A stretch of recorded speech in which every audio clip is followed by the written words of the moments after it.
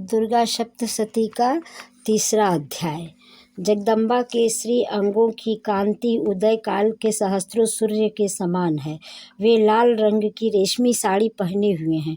उनके गले में मुंडमाला शोभा पा रही है। दोनों स्तनों पर रक्त चंदन का लेप लगा है।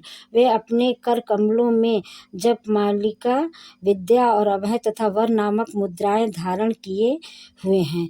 3 नेत्रों से सुशोभित मुखारविंद की बड़ी शोभा हो रही है। उनके मस्तक पर चंद्रमा के साथ ही रत्नमय मुकुट बंधा हुआ है तथा वे कमल के आसन पर विराजमान हैं।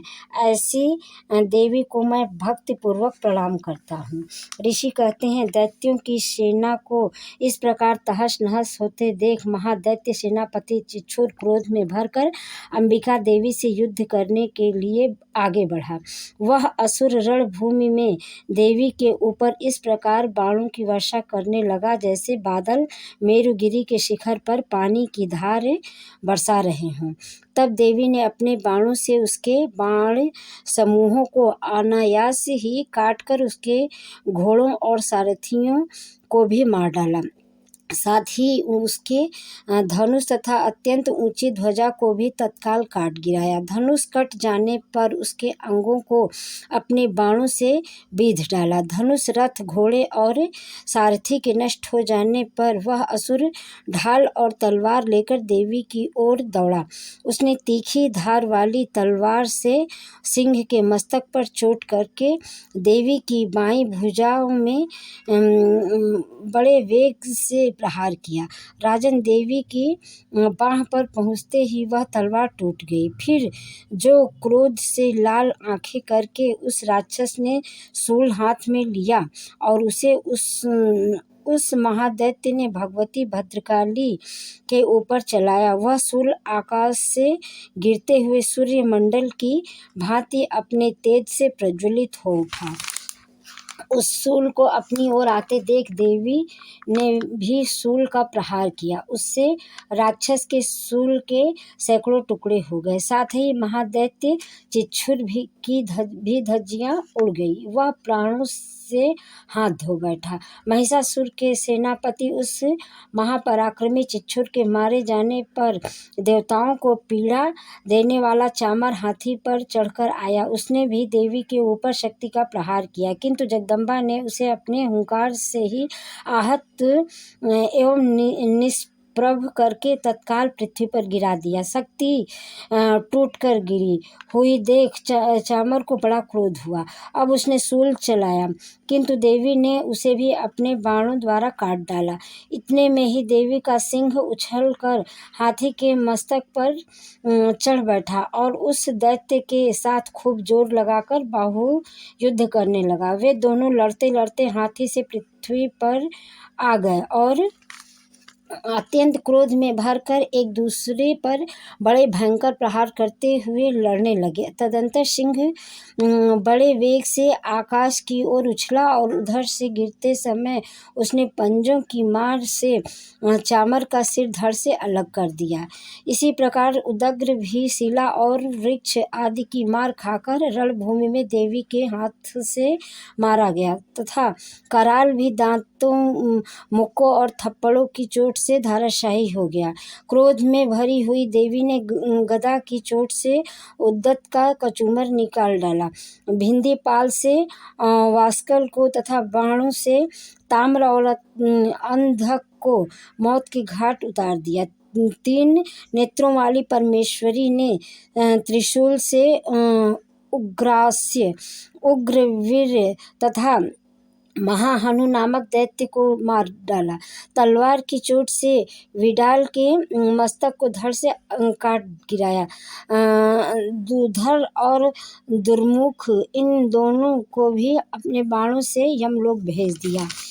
इस प्रकार अपनी सेना का संहार होता देख महिषासुर ने भैंसे का रूप धारण करके देवी के गणों को त्रास देना आरंभ किया। किन्हीं को थुथुनों से मारकर, किन्हीं को के ऊपर खुरों का प्रहार करके, किन्हीं को पूंछ से चोट पहुंचाकर, कुछ को सींगों से विदीर्ण करके, कुछ गणों को वेग से, किन्हीं को सिंहानाद से, कुछ को चक्कर देकर और कितनों को निःश्वास वायु के झोंके से धराशाही कर दिया। इस प्रकार गणों की सेना को गिराकर वह असुर महादेवी के सिंह को मारने के लिए झपटा।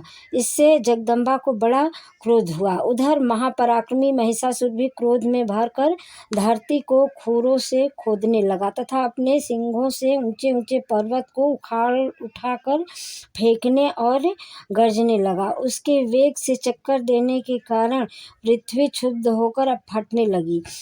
उसकी पूंछ से टकराकर समुद्र सब ओर से धरती को डुबोने लगा। हिलते हुए सिंहों के आघात से विदीर्ण होकर बादलों के टुकड़े टुकड़े हो गए।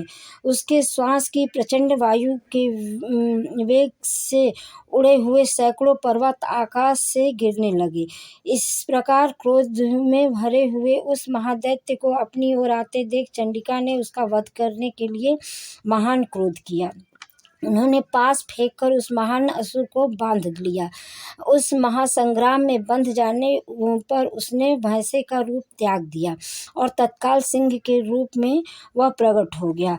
उस अवस्था में जगदम्बा जो ही उसका मस्तक काटने के लिए उद्यत हुई, ते ही वह खड्गधारी पुरुष के रूप में दिखाई देने लगा।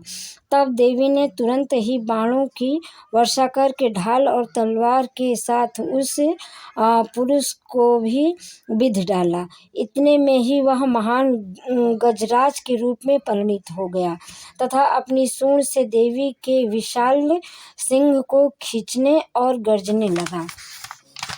खींचते समय देवी ने तलवार से उसकी सूंड काट डाली। तब उस महादैत्य ने पुनः भैंसे का शरीर धारण कर लिया और पहले की ही भांति चराचर प्राणियों सहित तीनों लोगों को व्याकुल करने लगा। तब क्रोध में भरी हुई जगदम्बा जगन्माता चंडिका बारंबार उत्तम मधु का पान करने और लाल आंखें करके हंसने लगी। उधर वह बल और पराक्रम के मद से उन्मत्त हुआ राक्षस गर्जने लगा और अपने सींगों से चंडी के ऊपर पर्वतों को फेंकने लगा। उस समय देवी अपने बाणों के समूहों से उसके फेंके हुए पर्वत को चूर्ण करती हुई बोली। बोलते समय उनका मुख मधु के मद से लाल हो रहा था और वाणी लड़खड़ा रही थी। देवी ने कहा, ओ मूढ़, मैं जब तक मधु पीती हूँ तब तक तू क्षण भर के लिए खूब गर्ज ले। मेरे हाथ से यही तेरी मृत्यु हो जाने पर अब शीघ्र ही देवता भी गर्जना करेंगे। ऋषि कहते हैं, यूं कहकर देवी उछली और उस महादैत्य के ऊपर चढ़ गईं। फिर अपने पैर से उसे दबा कर उन्होंने शूल से उसके कंठ में आघात किया। उनके पैर से दबा होने पर भी महिषासुर अपने मुख से दूसरे रूप में बाहर होने लगा। अभी आधे शरीर से ही वह बाहर निकलने पाया था कि देवी ने अपने प्रभाव से उसे रोक दिया। आधा निकला होने पर भी वह महादैत्य देवी से युद्ध करने लगा। तब देवी ने बहुत बड़ी तलवार से उसका मस्तक काट गिराया। फिर तो हाहाकार करती हुई दैत्यों की सारी सेना भाग गई तथा संपूर्ण देवता प्रसन्न हो गए। देवताओं ने दिव्य महर्षियों के साथ दुर्गा देवी का स्तवन किया। गंधर्व राज गाने लगे तथा अप्सराएं नृत्य करने लगी। बोलो दुर्गा माता की जय।